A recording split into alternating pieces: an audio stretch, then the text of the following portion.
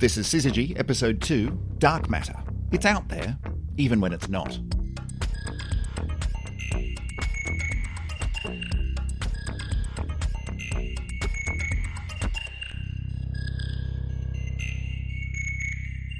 Welcome to another episode of Syzygy, where we explore the universe in podcast form. I'm Chris Stewart, and this week we're searching for that elusive, mysterious stuff known as dark matter, and in particular, a discovery in the last week or so that showed that in a place where astronomers thought there should be loads of dark matter, there wasn't any at all, and that absence of dark matter is somehow solid evidence that the stuff actually exists.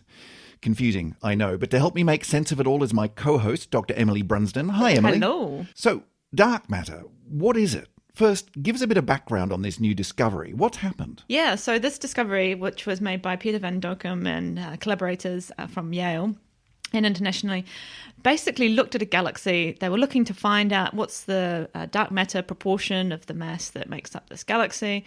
And lo and behold, this galaxy just didn't seem to have any at all. And that was very, very surprising. Which is surprising because, and we will get through all of this, don't worry, but it's surprising because dark matter makes up a very large proportion of every other galaxy we've seen. Yeah, and in the case of the Milky Way, it's 30 times what we see in kind of ordinary matter. So it's important. So the fact that we don't see it in this one galaxy is actually making astronomers sit up and say, sorry, what? Yeah, where's it gone? Really? So that's very, very strange. But I think in order to get there, we need to just hit reverse for a minute. Go back up. Emily, tell me about dark matter. What is it? Well, fortunately, dark matter has one of those names where it actually kind of makes sense. So for once in astronomy, well done, you've named it well. Dark matter. Yeah. As opposed to bright matter. Yeah, or what we tend to call ordinary matter, baryonic matter. So dark matter is something that has mass. We can see that it has mass because it has effects through gravity, but it doesn't put out any light that we can see. So it's quite dark. Okay. But what is it? Well, that's a very good question. We don't know. Okay. So it's dark matter in the sense that we can't see it, but it's also dark matter in the sense that we don't know what it is. We have no idea literally what this stuff is. There must be ideas, though. Well, we're leaning towards some particular descriptions, but I mean, ultimately, we really just do have no clue what it could be. All right, so let's pad this out a little bit. Ordinary matter, the stuff that we find around us here, my computer, this microphone, this entire office is made out of matter, stuff that we're quite used to, all of the elements, all of the particles that we know, and all the same stuff that we see when we look up in the sky, the stars, the planets, the gas, the dust, everything that we see is the same sort of stuff. Yeah, it's the same kind of matter. Yeah. And that's what we did when we first started thinking about what is our galaxy made up of. We know that there's maybe 300 billion stars or so in the galaxy. There's a whole lot of gas. There's a whole lot of dust. There's bits of other little chunks of rocks like comets and planets and all sorts of bits and pieces. And so you can kind of do a census and you can say, well, if you add up all those things, how much mass do you get for the galaxy? And that was wonderful. We had a mass of our galaxy. We even included the mass of the big black hole in the centre. And so that's got to add up to a lot. And so that's fine. We've got this nice, big, massive galaxy of all the stuff we can see. So why did the whole dark matter thing come along? Well, one of the reasons was we started measuring what the rotation speed of clouds were. These are hydrogen clouds at the very, very far reaches of our galaxy.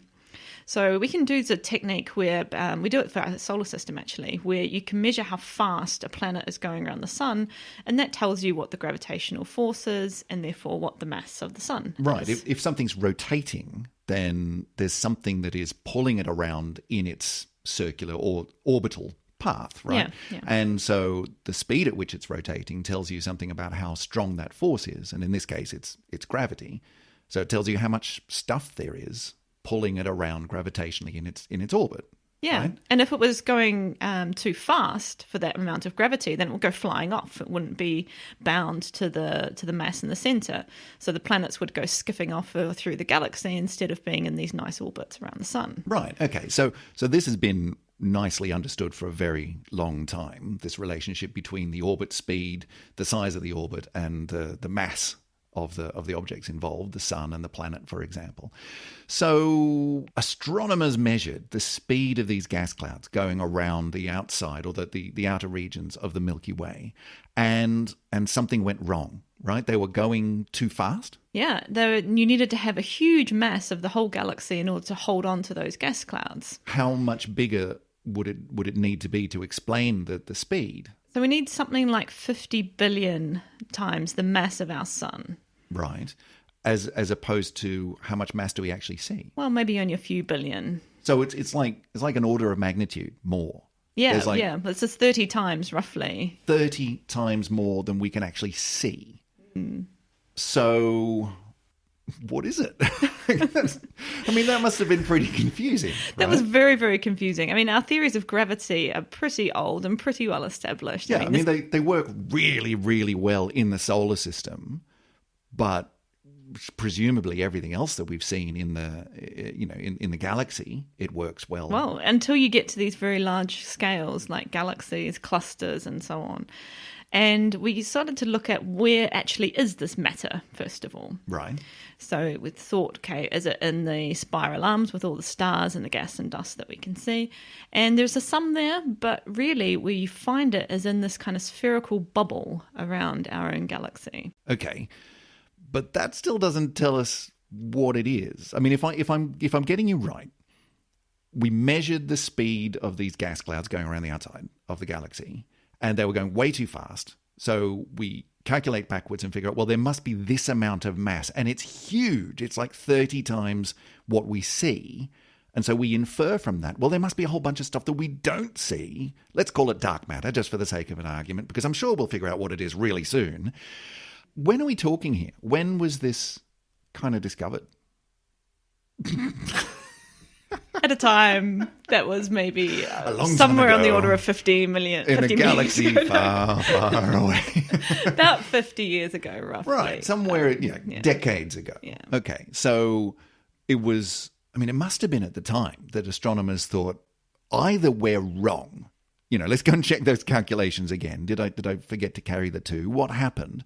Or there's something here to be discovered, and we'll probably figure this out fairly soon. And that's decades ago. So what are the best guesses at the moment? Well, the first one we sort of came up with was, but this is the time before we were finding all the extrasolar planets that we know about today. So we thought, well, we know that we think there's probably planets just like our own in our solar system. We probably think they're going around stars. So let's think about a sort of a class of objects, which includes planets, which includes stars that kind of failed, so they don't have any light, so we don't see them.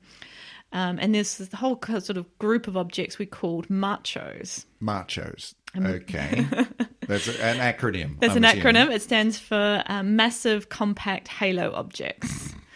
So basically things that have mass that are quite compact, like a planet, and they're living out there in the halo, and they're just objects. Right. And we can't see them because they're not giving off their own light. Yeah. So, we can see all these bright things in the sky, but we're missing an extraordinary amount, by this theory, of lumps of rock and stuff that are out there, but we just can't see it. Yeah, and this is what we still call ordinary dark matter. Right. We understand what a planet is and what a failed star might be. So that seems plausible, but I'm guessing from the fact that it's not the theory, we haven't gone to macho theory, and we're still using the word dark matter, that it's maybe not right? No, well, we started looking for these objects because... there's a lot of it. Yeah, right? You have to be able to find them somehow. Be tripping over it, walking down the hall. Oh, another bloody bit of macho. Yeah. Just fell over. And so we started looking for the gravitational effects that these would have on the light from stars that were behind them. So this is coming back to that microlensing idea, that if you have a compact object with some mass, it's going to bend light from something behind it. And we've done decades now of massive surveys to try and find these things. And we found some, but not very many. Not very many. And certainly not nearly as many as you might hope to find, considering that there's 30 times more of it than all the stars and stuff. Exactly. It should be everywhere. Yeah. So the fact that machos might make up dark matter is pretty much being put to bed. Right. There's some of it out there, but it's not the answer. No. Right. So if it's not macho, then it's what? Well, here's a lovely, lovely parody here that the competing theory are called WIMPs. Of course. Of course they are.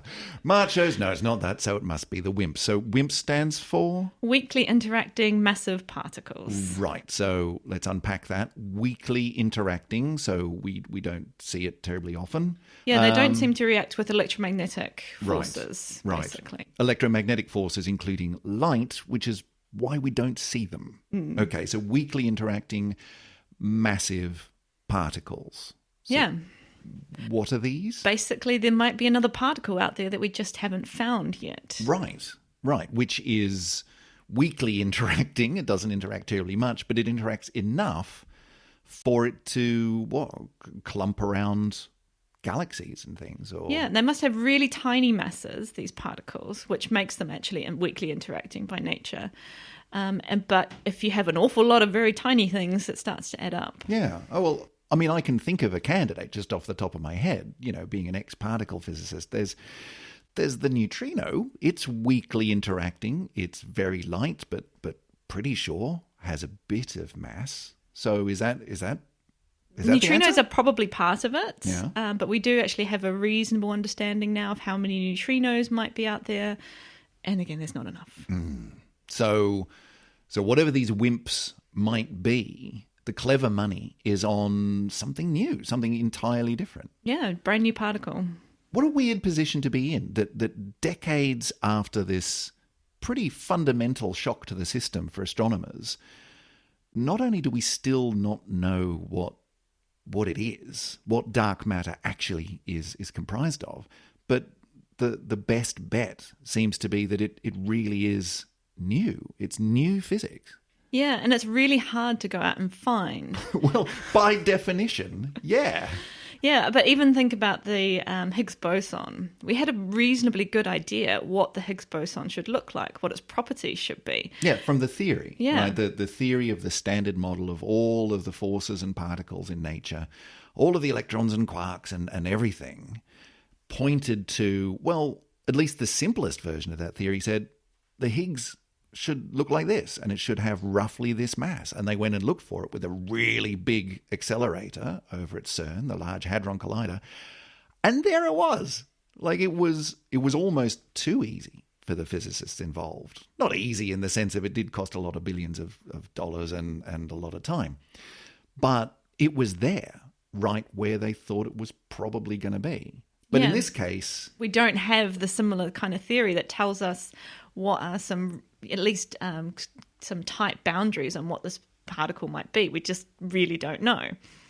And well, CERN's one of the major science goals of CERN remains to be finding something to put towards the dark matter. But when you don't know what you're looking for, it's incredibly difficult. That's a really, really peculiar position to be in. And I mean, again, if it were just, look, we're missing 5% of all the mass in the galaxy. Like, we just don't know what that is. But this is the stuff that we can see is the 5%. The stuff that we can see is a small fraction of everything that's there.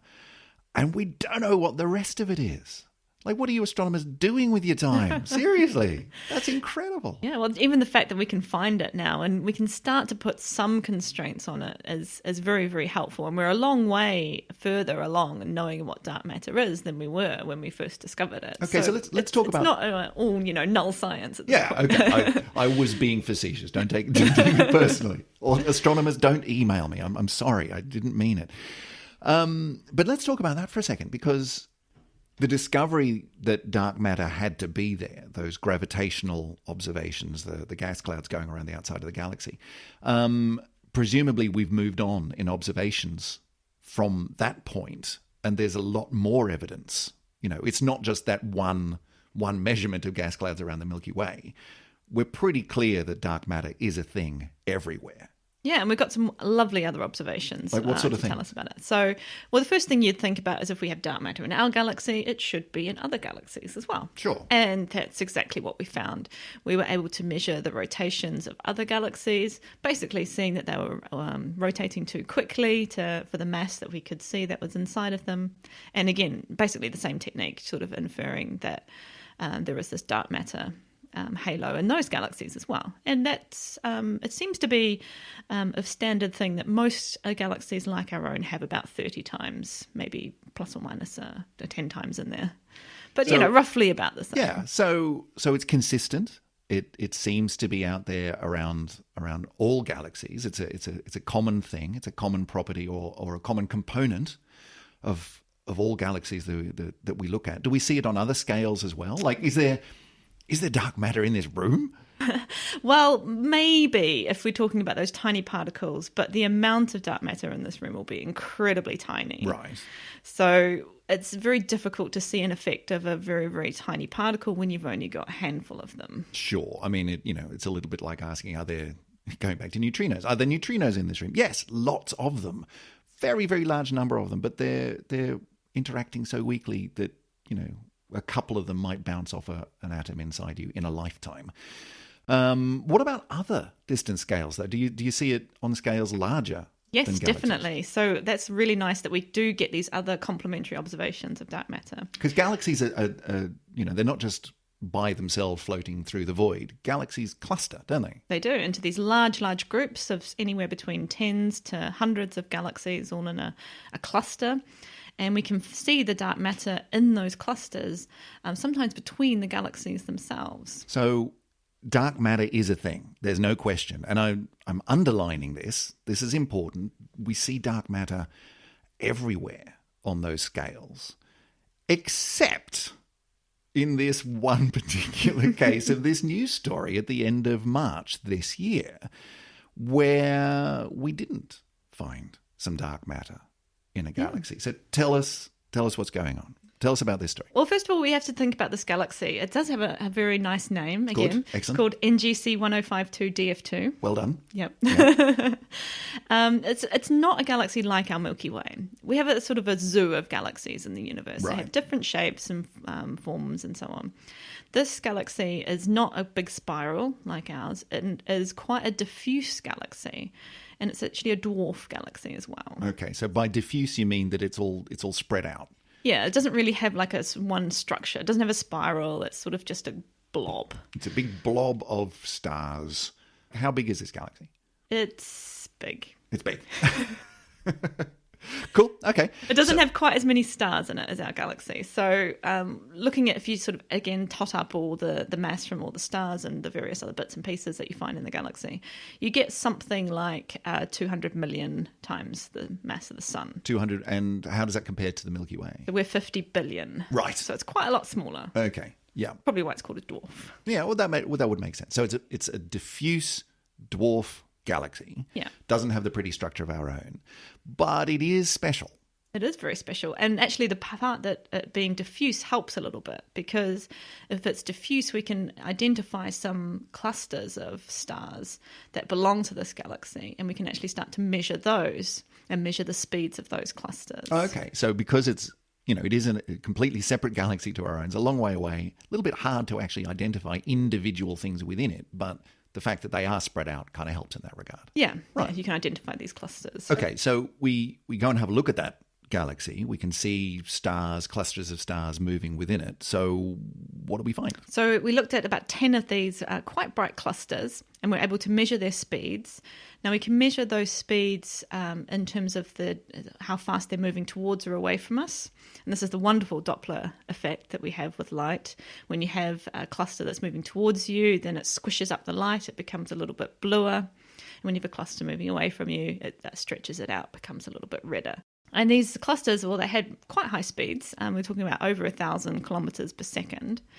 That sounds fast, but I mean, this is astronomy. Quick. That could be really slow. I don't know. It's reasonably quick, but it also is a lot slower than they expected, because basically there's not as much mass in this galaxy as we expected. Okay, so they had a look at the speeds of these stars, these star clusters.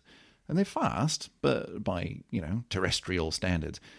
But they're actually really slow. Yeah, and if you backtrack from that and work out how much mass this galaxy has, it's almost exactly the same as the mass that we had from the stars and all the other ordinary stuff that was in this galaxy. So it's like what the astronomers 50 years ago would have expected when they did that calculation for the Milky Way. But it wasn't that. And then we had 50 years of there's dark matter everywhere. And then there's this galaxy, which is no, all the stars that you can see. That completely explains the speed of these ones going around, which is weird. And very weird. And the uncertainties on this, they're not big enough to explain what's going on. I mean, we're talking about this galaxy having 400 times lower mass than we thought it should be from dark matter. So, I mean, forgive me, but what the hell?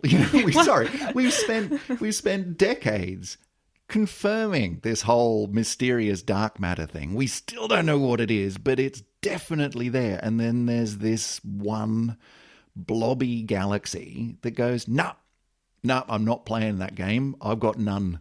And that's the wonderful thing about science is you do just come across these things and you have to sit up and think, oh, that's weird.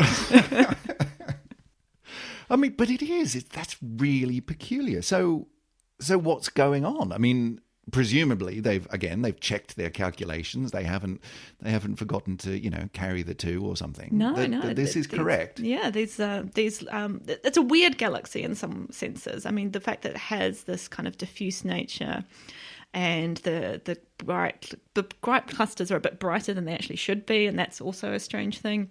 It's also very close to another big cluster, which it probably has some kind of interaction with either now or in the past. Right. So if you add up those three weird things, then you can start to put together a picture that something odd might have happened to this galaxy. Right. Before we get to that, I just want to back up on something. Are there any other explanations for dark matter that don't invoke weird things that we don't know what they are, new particles that haven't been discovered yet? I mean, there was the whole macho thing, but that's been shown not to be true. Could we just have got stuff wrong? Like maybe we just don't understand gravity. Yeah, and that was quite. It has come and resurfaced, and there's been lots of different theories of gravity, or at least modified theories of gravity. So we know gravity, how it works on our local scales and our solar system, etc. But maybe gravity behaves a little bit differently on larger scales. Right. I mean, it works incredibly well on the scale of the solar system, to the point where, Einstein's general relativity explains the orbit of Mercury and the peculiarities in the orbit of Mercury and so on incredibly well. But, we thought Newton was right. Maybe Einstein's wrong on bigger scales. Have you thought of that, astronomers? Hey? Definitely, and there's lots of groups of theories. They're sort of collectively, generally termed MOND, which stands for Modified Newtonian Dynamics. The problem with these theories, and even they're sort of not really the mainstream theory for dark matter, even before this discovery. Because the problem with them is that you have to adapt them to each individual scenario that you find. They're not consistent, say, between galaxy to galaxy or galaxy to galaxy cluster. So either you have to sort of tweak parameters around and change things, or maybe it gets a bit fiddly, really, with them. You're working too hard at that point. Occam's razor has to kick in at some point and say, look, the simplest explanation is that it's not that. It's going to be something else. But I mean, in particular in this case, if you've got every other galaxy that we've ever seen having, that measurement of the much larger mass of the galaxy than we can see, except for this one, that's extreme tweaking of whatever that theory has to be. Yeah. So actually the discovery of a galaxy without dark matter kind of tells you that dark matter actually might be a thing. Okay, why? Because it's much, much simpler to come up with an explanation as to why a particular galaxy, which is peculiar in its own way, may not have dark matter, as then to rejig your whole theory of gravity to try and explain why one galaxy doesn't follow your theory of gravity. Yeah, okay, that makes sense. Yes, if you can come up with an explanation for where all the dark matter has gone, you don't have to throw out the dark matter explanation. Yeah. Okay. Yeah, I can see that. All right. So, where's it all gone, Emily? What do they think's happened to this peculiar We're really galaxy? just hypothesizing at this point. Sure. Because, this is all very new. This was only yeah. announced a couple of weeks ago. Yeah. So there's a couple of ideas that have been put on the table, and they're actually linked to all these weird properties of the galaxy. So it has these bright clusters that we don't have many of in our galaxy, but there seems to be quite a few in this. It's quite diffuse, and it's quite close to this other big galaxy, which has probably played a role in its history.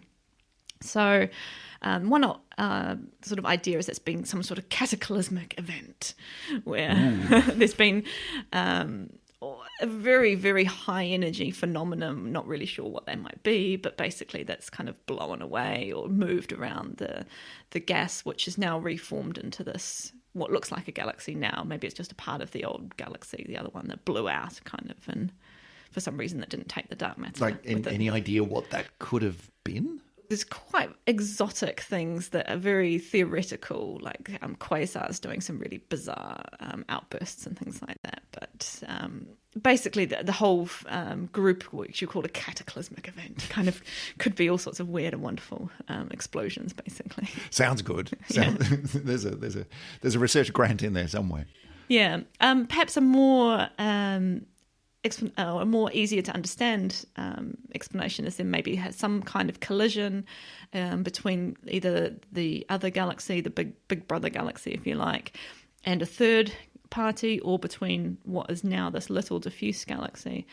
And the dynamics of that interaction have caused basically an outflow of matter from either one of the original galaxies that's kind of reshaped and reformed into what appears to be this diffuse object now. So is the idea that because dark matter, whatever it is, does interact through gravity, clusters around a galaxy, it forms around a galaxy, and so if there's a collision, whichever galaxy wins that particular collision can make off with the bulk of all the dark matter. Yeah, and we have good evidence actually that dark matter doesn't have to follow the matter that we see. There's a really nice colliding galaxy pair called the Bullet Cluster, and when you map out where the dark matter is in that scenario, it's actually in a different place to where the ordinary matter is. So it's not too much of a stretch then to try and think, well, maybe the same thing's happened here and the dark matter is kind of just a bit elsewhere. Must be a bit tricky given that this is the only one of these dark matterless galaxies that we've ever seen, right? Yeah, you're always just a little bit suspicious of your results when you have a data point of one. Yeah, one. You can't draw a straight line through that. No. That doesn't work. Fortunately, the group do know of quite a few of these diffuse galaxies, and as we speak, getting big telescope time. So we're talking about the biggest telescopes in the world that they're using to do these studies, including Hubble. And they are looking basically to try and do these measurements again on some of these other very similar galaxies, and we'll see if they are also deficient in dark matter. Okay, watch this space. Well, that's all for this week on Syzygy. If you've enjoyed what you've heard, why not leave us a review on your podcast directory of choice? It does help other people to find us when you do that. So go and give us a rating out of 5 stars and a little review with a thumbs up if you've enjoyed it. My name's Chris Stewart. I've been producing the show here in Emily's office, actually, at the Department of Physics at the University of York. So a great way to get in contact with us is through Twitter at SyzygyPod. And of course, you can head to our website, which is syzygy.fm. In case you've forgotten how to spell Syzygy, we can have a go at getting it right again this time. It's YZYGY. We're going to be back again within the next 2 weeks because we've got a bit of a special one coming up next time, Emily. What's going on? Well, fingers, toes, and everything else crossed. Next week, I'm involved with a mission that's launching. It's called TESS. It's a NASA telescope, space telescope. And it's going to be doing all sorts of wonderful science on the brightest stars in the entire sky. So we are incredibly excited to see that. Join us next time. Fingers crossed for Syzygy in space. That's going to be so awesome. Well, we'll catch you next time. Thanks, Emily. Thank you very much. See you next time. Bye.